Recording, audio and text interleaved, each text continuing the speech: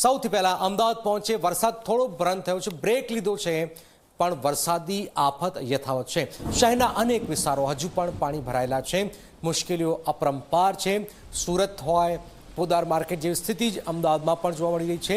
Driving cinema પાસે આવેલા ઇન્દ્રપ્રસ્થ ટાવરના બેઝમેન્ટમાં વરસાદી પાણી ઘૂસી ગયું છે। 50 જેટલી દુકાનો પાણીમાં ગરકાવ છે। બેઝમેન્ટમાં પાણી ભરાતા દુકાનદારોને મોટું નુકસાન થવાની આશંકાઓ છે। પ્રાથમિક અંદાજ મુજબ લાખો રૂપિયાના માલસામાનને અહીંયા નુકસાન પહોંચ્યું છે। સ્થાનિકો દ્વારા જાતે જ પાણીની નિકાલની કામગીરી શરૂ કરી દેવાઈ છે। બેઝમેન્ટમાંથી પાણી બહાર કાઢવા માટે પંપ લગાવી કામગીરી હાથ ધરવામાં આવી રહી છે। આપ જોઈ રહ્યા છો, અમદાવાદના હાલ બેહાલ થયા છે, લાખો કરોડો રૂપિયાનું નુકસાન થયું છે। અમદાવાદના વસ્ત્રાપુર વિસ્તારમાં આવેલ ડ્રાઇવિંગ રોડ ઉપર છું કે જ્યાં ઇન્દ્રપ્રસ્થ ટાવરનું એ બેઝમેન્ટ એ પાણીમાં ગરકાવ થયું છે અને અહીંયા જોઈ શકાય છે એ વેપારીઓ દ્વારા, સ્થાનિકો દ્વારા એ મોટર મૂકીને એ પાણીનો નિકાલ જે છે એ હાથ ધરવામાં આવ્યો છે।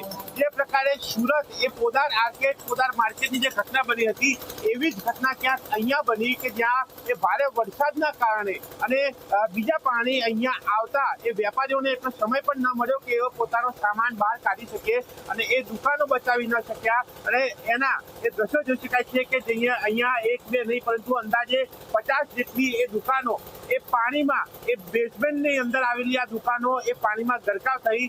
અડધી દુકાનો પાણીમાં જે છે એ ડૂબી ચૂકી હતી અને કલાકો બાદ પણ એનો નિકાલ ન થતા અને તંત્રને જાણ કરવા છતાં પણ એ મદદ ન મળતા આખરે સ્થાનિકોએ એ જાતે અહીંયા પંપ લાવીને એ પાણીનો નિકાલ શરૂ કર્યો છે। ત્યારે જોવાનું રહેશે કે કેટલા કલાકો બાદ એ પાણીનો નિકાલ જે છે થાય છે।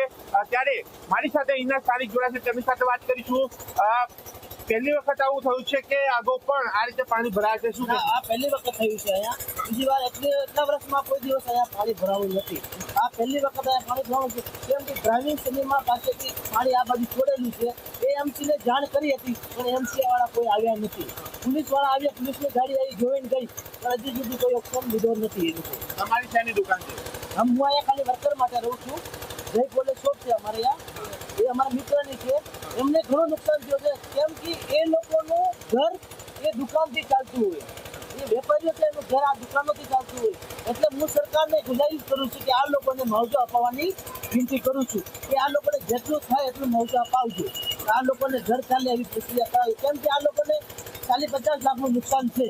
આ દેણો હવે ક્યાંથી ભરશે? આ લોકો લોન લઈને આ ધંધા કર્યા હોય। પંપ મૂક્યો છે, શું લાગે છે કેટલા કલાકો થશે હજુ પાણી ખાલી? એ હજી કઈ નક્કી જ નથી। 10 વાગે જાય રાતના, 5-6 કલાકે જાય, પાણી એટલું જ છે અંદર તો પાણી એ બંધ થતું જ નથી, નીકળતું જ નથી પાણી। જેટલું કાઢે છે બીજું પાણી પાછું બહાર આવે જ છે। એટલે પાણી હજુ કેટલા વાગ્યે નિકાલ થશે, કેટલા કલાક બાદ નિકાલ થશે ખ્યાલ નથી, પણ સ્થાનિકો એ પ્રયાસ કરી રહ્યા છે કે પાણીનો જલ્દી નિકાલ થાય અને એ જ્યારે પાણીનો નિકાલ થશે ત્યારે એ નુકસાનીના દ્રશ્યો પણ સામે આવશે।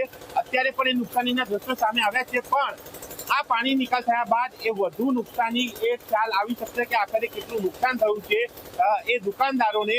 અને તેની સામે એ દુકાનદારોની માંગ છે કે એક વળતર જે છે એ તંત્ર દ્વારા તેમને આપવામાં આવે, કારણ કે પ્રથમ વખત આ પ્રકારની ઘટના બની છે અને એ ઘટનાની અંદર 50થી વધારે એ દુકાનોને સીધી અસર અને એ વેપારીઓના વેપાર ધંધા જે છે હાલ બંધ પડી ચૂક્યા છે અને એ ધંધા ક્યારે ઊભા થાય, એ વેપાર ક્યારે શરૂ થાય એ પણ એક અહીંયા સવાલ છે। ત્યારે જોવાનું રહે છે કે તંત્ર કઈ રીતે આ વેપારીઓની મદદ કરે છે અને આ ઇન્દ્રપ્રસ્થ ટાવરના એ બેઝમેન્ટમાં ભરાયેલું પાણી કેટલા કલાકો બાદ તેનો નિકાલ થાય છે।